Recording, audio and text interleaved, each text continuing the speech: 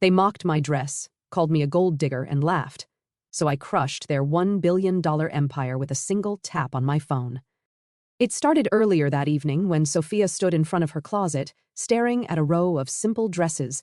She picked a plain navy one, knee-length, with no frills. Her hands smoothed the fabric, hesitating for just a second before she slipped it on. No makeup, hair pulled back in a low bun. She looked in the mirror, her face soft but serious, like someone who'd learned to carry weight quietly. She wasn't trying to impress anyone. She never did, but that night, as she walked into the Blackwood estate, the air felt heavier than usual. The chandeliers gleamed, the marble floors shone, and the guests, dripping in designer labels, turned their heads, not to admire her, but to size her up. Their eyes lingered on her dress, her plain shoes, and the way she held her small clutch with no logo. She felt that familiar sting of judgment, but she kept her chin up, her steps steady.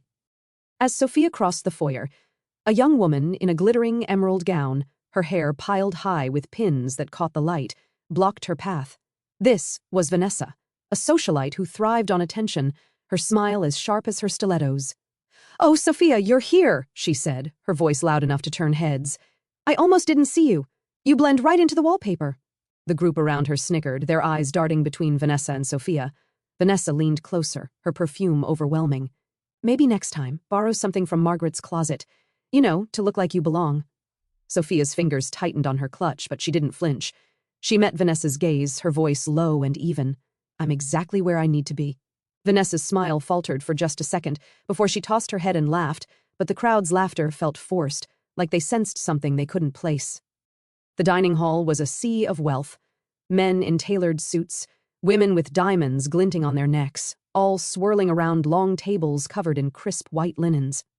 Sophia took her seat next to Alexander, who barely glanced at her. He was fidgeting with his cufflinks, his jaw tight, already looking like he'd rather be anywhere else.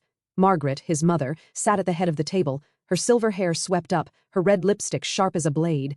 She was the kind of woman who could make a room feel small with one look. Across from Sophia was Henry Cross, the family's lawyer, his tie too tight, his smirk too practiced. Then there were the others, an aunt with a fake laugh, a cousin who kept checking his phone, a business associate with a Rolex that screamed for attention. They all had that same air, entitled, untouchable, sure of their place at the top. Margaret's voice cut through the chatter first. "Oh, Sophia, honestly, that dress.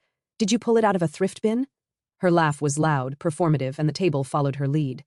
Heads turned, eyes gleamed with amusement. A woman in a sequin gown leaned forward, her voice dripping with fake sweetness. "Oh, darling, it's so quaint. Did you make it yourself?" The aunt, her pearls clinking as she reached for her wine, chimed in. "She must have married Alex for the money. I mean, look at her. What else could it be?" Laughter rippled again, sharper this time. Sophia's fingers tightened around her napkin, but her face stayed calm. She didn't flinch. She just looked at the aunt, her eyes steady, and said, "Is that what you think marriage is for?" The table went quiet for a split second. Then Margaret waved it off, laughing louder to drown it out. During the first course, a man in a charcoal suit, some venture capitalist named Richard with a permanent sneer, leaned across the table. His voice was loud, meant to carry. "Sophia, tell me, do you even know what a hedge fund is, or do you just nod and smile when Alex talks business?" The table chuckled, a few guests exchanging knowing looks. Richard leaned back, swirling his wine, waiting for her to stumble. Sophia set her spoon down, her movements deliberate, and looked at him. Her voice was quiet but clear. "I know enough to understand your last deal tanked." The room froze, Richard's face turning red as a few gasps broke the silence. He opened his mouth, then closed it, his sneer gone. Sophia picked up her spoon again, taking a sip of soup like nothing had happened, while the table shifted uncomfortably. Henry Cross leaned back in his chair, his voice oily. "If she really loved Alex, she'd have at least gotten him a decent anniversary gift." "What was it last year, Sophia? A book?" He smirked, and the table erupted again. Alexander shifted in his seat, his face red, but he didn't say a word. He just gave a weak smile, like he was in on the joke. Sophia's lips pressed together for just a moment before she picked up her fork and took a slow bite of her salad. The room kept going, the mockery building like a wave. A cousin in a velvet blazer leaned over. "You know, Sophia, you don't have to try so hard to fit in. It's okay to just stay in your lane." The words landed like a slap, but Sophia didn't react. She set her fork down, her movements precise, and looked at him. "My lane?" she asked, her voice soft but sharp enough to make him blink. The table laughed again, but it was nervous now, uneven. As the servers brought out the main course, A woman named Claire, a fashion editor with a pinched face and a designer scarf, leaned towards Sophia. "You know, dear, there's a charity shop I could recommend. They have dresses that might suit your budget." Her tone was all fake kindness, but her eyes were cold, calculating. The table tittered, some hiding their smiles behind napkins. Sophia paused, her knife hovering over her plate. She looked at Claire, her expression unreadable, and said, "I dress for myself, not your approval." Claire's smile froze, her scarf suddenly looking too tight. The table's laughter died down, replaced by a few awkward coughs. Sophia cut into her steak, her movements steady, as if she hadn't just turned the room's energy upside down. The dinner went on like that, each comment digging deeper. Margaret, with her wineglass raised, said, "Tell us, Sophia, what does your family even do? Are they farmers, shopkeepers?" The table roared. A man in a pinstriped suit, some hedge fund guy, added, "She's probably never seen $1 million in her life." Sophia's hand paused on her glass, her knuckles white for just a second. She looked at him, her gaze steady, and said, "You'd be surprised." The man laughed, but it was forced, and a few people shifted in their seats. Alexander, still silent, reached for his water, his hands shaking slightly. The room was starting to feel like a pressure cooker, the air thick with cruelty and something else, something no one could quite name. Halfway through dessert, a young journalist, eager and overconfident, pushed a recorder towards Sophia.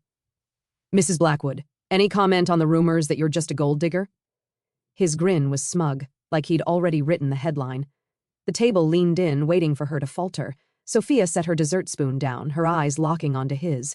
"Write what you want," she said, her voice calm but edged with steel. "The truth doesn't need my permission." The journalist blinked, his recorder lowering slightly. A few guests exchanged glances, their smirks fading. Sophia took a sip of her coffee, her hands steady, while the journalist fumbled with his notes, suddenly unsure of his angle. Sophia's phone sat on the table, its screen dark. She hadn't touched it all night, not even when the notifications buzzed softly. But now, as Margaret launched into another story about the Blackwood family's latest deal, a billion-dollar merger that would change the game, she called it, Sophia's fingers brushed the phone. She didn't pick it up, not yet. She just let her hand rest there, like she was waiting for something. Margaret noticed, her eyes narrowing. "What's that, Sophia? Checking your coupons?" The table laughed again, but it was starting to feel rehearsed, like they were all playing parts in a script they didn't fully understand. Sophia smiled, just a small curve of her lips, and said, "Oh, $1 billion? How interesting." Her voice was calm, almost too calm, and it made the room pause. Margaret didn't like that pause. She leaned forward, her voice sharp. "What would someone like you know about numbers like that?" The table waited, expecting Sophia to shrink. Instead, she looked at Margaret, her eyes clear, and said, "More than you think." The laughter came again, loud and mocking. But it was different now. A few people glanced at each other, unsure. Henry Cross coughed, adjusting his tie. The aunt rolled her eyes, muttering something about delusions. But Sophia just leaned back in her chair, her hands folded in her lap, like she was watching a play she'd already seen the ending to. As the evening wore on, a man named Gregory, a board member with a booming voice and a gold watch, stood to toast the Blackwood legacy. His speech was full of swagger, praising Margaret's vision and Alexander's future. Then he turned to Sophia, his smile condescending. "And Sophia, who, well, keeps Alex company." The room burst into laughter, glasses clinking. Sophia's face didn't change, but her fingers tapped once on the table, a small, controlled movement. She stood, her chair barely making a sound, and raised her glass. "To legacies," she said, her voice clear, "and the people who actually build them." The room went quiet, Gregory's smile slipping. He sat down, his toast forgotten, as Sophia lowered her glass without drinking. The dinner plates were cleared, and the conversation turned to the Blackwood empire. Margaret was in her element, talking about stock prices and boardroom deals, the kind of power that made people lean in. "So, Sophia," she asked, her voice booming, "how much wealth does your family really have?" The question was a trap, and everyone knew it. The guests laughed, some covering their mouths, others not bothering to hide it. Alexander looked at his plate, his jaw tight, and nodded faintly. "Maybe Mother's right," he said, his voice barely audible. The betrayal hung in the air, heavy and cold. Sophia's eyes flickered to him for just a moment before she looked away. Henry Cross jumped in, his tone cutting. "Sophia, you don't deserve to stand next to a Blackwood. You know that, don't you?" The room waited for her to crumble. Instead, she looked at him, her eyes like ice, and said nothing. In a quieter moment, as the servers refilled glasses, a woman named Lillian, an art dealer with a sharp bob and sharper tongue, leaned toward Sophia. You must feel so out of place here, she said, her voice low but loud enough for nearby guests to hear. All this wealth, all this power, it's not for everyone. Her smile was thin, like she was doing Sophia a favor by pointing it out. Sophia turned her head slowly, meeting Lillian's gaze. Funny, she said, her voice soft. I feel right at home. Lillian's smile froze, her fingers tightening around her glass. The guests nearby shifted, their conversation stalling as Sophia turned back to her plate, her expression calm but unyielding. The silence was louder than the laughter had been. Sophia reached for her phone, her movement slow and deliberate. She unlocked it, her thumb moving across the screen with a quiet authority. The room didn't notice at first. They were too busy chuckling, whispering, passing around another round of wine. But then the large screen at the front of the room flickered. A message appeared, bold and clear, Sophia Lane, owner of Arcadia Capital. The laughter stopped, like someone had pulled a plug. Forks clinked against plates. A glass tipped over, spilling red wine across the table. Henry Cross froze, his mouth half open. The journalists in the room, invited to cover the Blackwoods' big night, scrambled for their phones and cameras. Sophia set her phone down and said, "This is only the beginning." Her voice was steady, like she was stating a fact. Margaret's face went white. "Impossible!" she screamed, her voice cracking. "You're just a freeloader!" Henry jumped in, his hands shaking as he pointed at the screen. "Those shares were bought for someone else. You're not the owner." An uncle, his face red from too much wine, added, "So what if you're a shareholder? You're still just a woman." The room laughed, but it was desperate now, like they were trying to claw their way back to control. Alexander stood, his chair scraping the floor. "I never needed your money," he said, his voice shaking. Sophia didn't look at him. She just picked up her glass, took a sip, and set it down with a soft clink. As the room grappled with the revelation, a server dropped a tray, the crash echoing in the stunned silence. Heads turned, and in that moment, a woman named Diane, a PR consultant with a polished smile and a reputation for spin, stood up. "Sophia, dear, let's not overreact," she said, her voice smooth but desperate. "This is all a misunderstanding. We can work together," she gestured to the screen as if she could wave it away. Sophia tilted her head, her eyes narrowing slightly. "Work together?" she asked, her tone so calm it sent a chill through the room. "I don't partner with people who don't see me." Diane sat down, her smile crumbling, as the journalists scribbled furiously, capturing every word. The room was unraveling. Guests whispered, their voices sharp with panic. A woman in a gold dress dropped her fork, her hands trembling. Sophia's phone buzzed again, and she glanced at it, her face unreadable. She pressed a button, and the screen changed. "Arcadia Capital has withdrawn its entire $1 billion investment." The words hit like a bomb. The stock ticker on another screen started to plummet, red numbers flashing like warning lights. Guests gasped, some standing, others reaching for their phones. Margaret collapsed into her chair, her hands clutching the table. Alexander just stared, his face blank, like he couldn't process what was happening. Sophia stood, smoothing her dress, and said, "I told you it was interesting." In the chaos, a man named Paul, a tech investor with a loud laugh and louder opinions, tried to regain control. He stood, raising his voice over the murmurs. "Come on, Sophia. This is just theatrics. You don't have the guts to tank a company like this." His laugh was forced, his eyes darting to the plummeting stock ticker. Sophia turned to him, her movement slow and deliberate. "Guts?" she said, her voice cutting through the noise. "I built Arcadia from nothing. What have you built lately?" Paul's face went slack, his laugh dying in his throat. The room watched, stunned, as Sophia adjusted her clutch and stepped away from the table, her presence commanding every eye. The room was chaos. People were shouting, arguing, trying to make calls. Margaret's voice cut through, high and desperate. "Sophia, I'm sorry. Please give this family another chance." Henry was next, his face slick with sweat. "We can renegotiate. We can fix this." Alexander grabbed her hand, his grip too tight. "I still love you. Don't leave me. A guest, some tech mogul with a fake tan, tried flattery. You've always had a place among us, Sophia." She looked at them, her expression blank, like she was seeing them for the first time. She pulled her hand free, picked up her clutch, and started walking toward the door. The room watched, silent, as her heels clicked against the marble. As Sophia reached the door, a woman named Elise, a corporate lawyer with a reputation for ruthlessness, called out, "You think you've won? This little stunt won't last. You'll be forgotten by next week." Her voice was venomous, her eyes flashing with defiance.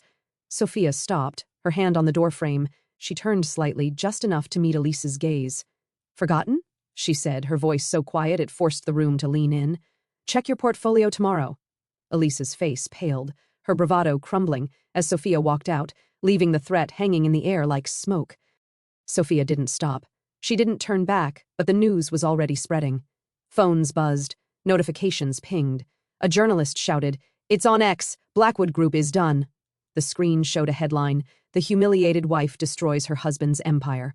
Guests started leaving, their faces pale, their voices low. A woman in a fur coat whispered, "She played us all." Another, a banker with a pinched face, muttered, "This is a disaster." Sophia kept walking, her shoulders straight, her pace steady. She didn't need to say anything. The truth was doing the talking for her. Outside, the air was cool, the night quiet. Sophia stood on the steps, her breath visible in the chilly air. A car pulled up, an old sedan, nothing like the sleek limos parked nearby. She paused, her hand on the door, and glanced at a small photo tucked into her clutch.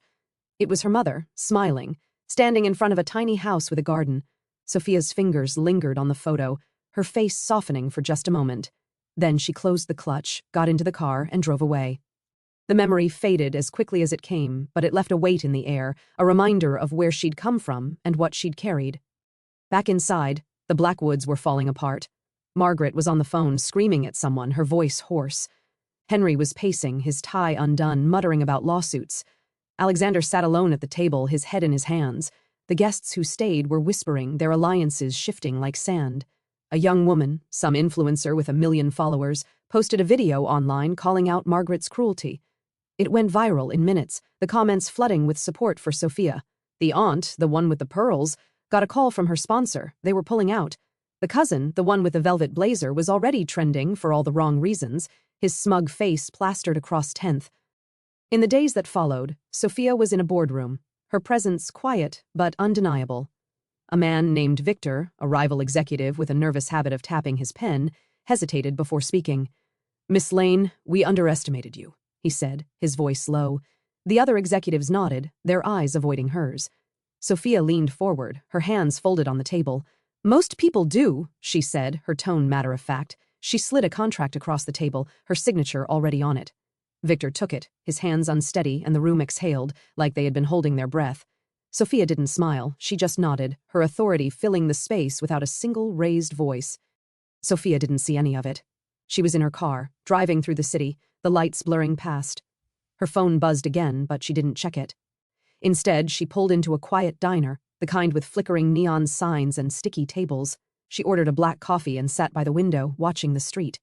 A man walked in, his suit expensive but understated, his face kind but serious. He slid into the booth across from her, setting a folder on the table. "You did it," he said, his voice low. "Arcadia signed with us." Sophia nodded, her fingers tracing the rim of her cup. "Good," she said, and that was all. The man, Ethan, was the CEO of a rival company. He'd been watching Sophia for years, not just as a business partner, but as something more. He reached across the table, his hand brushing hers. "You didn't have to do it alone," he said. She looked at him, her eyes softening, but she didn't pull her hand away. "I did," she said, her voice quiet but firm, "but I'm not alone now." Ethan smiled, just a small one, and the moment felt like a promise, something real and steady in the middle of the chaos. The next day, the news was everywhere. Blackwood Group was delisted, its stock worthless. Margaret's face was on every outlet, her empire in ruins. Henry was fired, his name blacklisted in every major firm. The aunt's sponsorships dried up, her social circle shrinking by the hour. Alexander was photographed leaving the estate, his bags packed, his face hollow. Sophia didn't watch the coverage. She was in a meeting, signing papers, her signature sharp and precise. The room was full of executives, all of them deferring to her, their voices respectful, their eyes careful. She didn't smile, didn't gloat. She just did her work, her presence filling the space.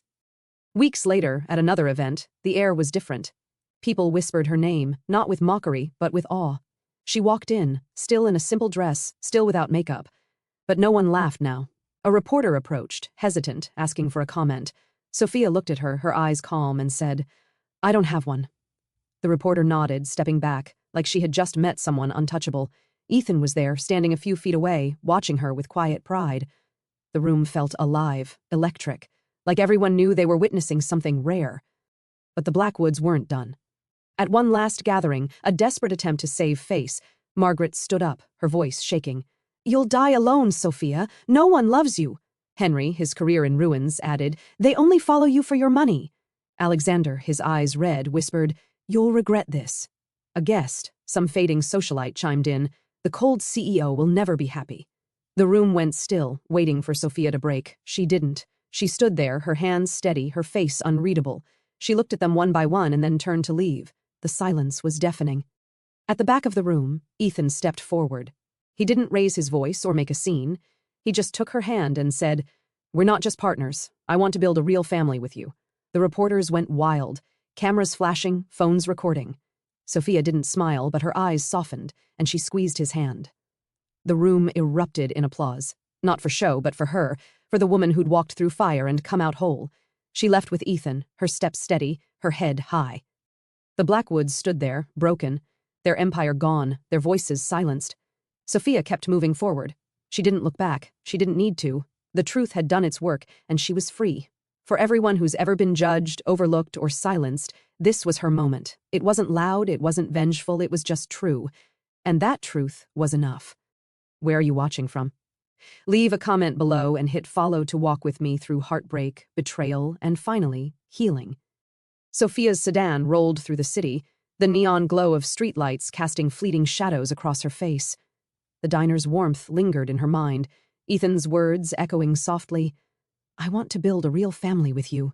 She didn't respond to him then, not fully, but the weight of his hand on hers had felt like an anchor, steady, grounding, real. As she drove, the city buzzed around her, oblivious to the empire she'd just toppled. Her phone vibrated relentlessly in the passenger seat, notifications piling up from news outlets, ex-posts, and frantic messages from people she hadn't spoken to in years. She ignored them all. The truth didn't need her attention now. It was already reshaping the world. She pulled into a modest apartment complex, far from the glittering towers of the Blackwood estate. Her home was small, unassuming, with a single potted plant by the door, a gift from her mother years ago. Inside, the space was sparse but intentional. A bookshelf stuffed with finance journals, a worn armchair, a desk cluttered with papers, and a laptop that had seen her through countless sleepless nights. Sophia set her clutch down and slipped off her plain navy dress, trading it for a soft sweater and jeans.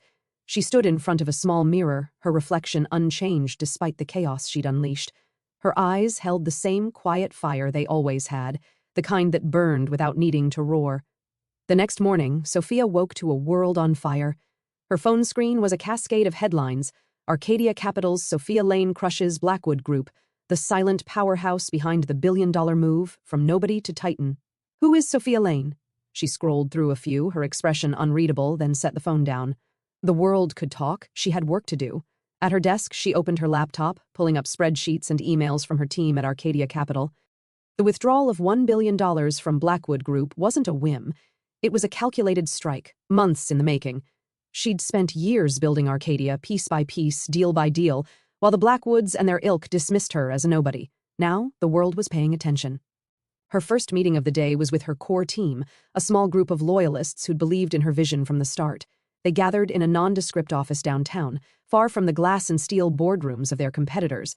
The team was diverse: a former professor with a knack for numbers, a young coder who'd turned down Silicon Valley to work with her, and a single mother who'd climbed the ranks with sheer grit. Sophia walked in, her presence filling the room without effort.